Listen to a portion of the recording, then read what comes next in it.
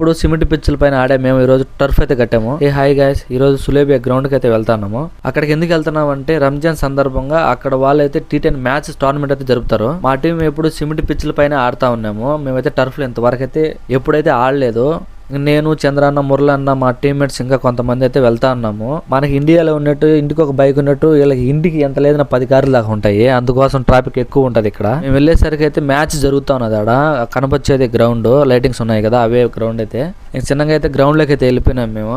జరిగే మ్యాచ్లు అయితే లైవ్ ఇస్తారు, ప్రతి రోజు మ్యాచ్ లైవ్ ఇస్తారు. యూట్యూబ్, ఫేస్బుక్, లేదంటే దీనికోసం ఒక యాప్ కూడా ఉంది చూడాలంటే. నేనైతే చాలా రోజుల తర్వాత వచ్చాను కాబట్టి అలా ప్రాక్టీస్ అయితే చేశాను కొద్దిసేపు.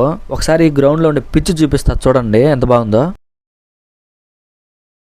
ఇక్కడ T10 మ్యాచ్ మేము ఆడాలంటే కొన్ని రూల్స్ ఉన్నాయి. అందుకోసం మమ్మల్ని పిలిచారు. సేపు గ్రౌండ్ లో ఉండి ఇంకా మీటింగ్ దగ్గరికి అయితే నేను, రాఘవన్ వెళ్ళాము. ఈ T10 మ్యాచ్ మీరు ఆడాలంటే ఖచ్చితంగా ఈ రూల్స్ అయితే మీరు పాటించాలని చెప్పేసి ఈ మీటింగ్ అయితే జరుపుతున్నారు. ఈ మీటింగ్ లో అయితే కొన్ని రూల్స్ చెప్పారు. ఆ రూల్స్ అనేది నెక్స్ట్ వీడియోలో మొత్తం నేను అప్లోడ్ చేస్తాను.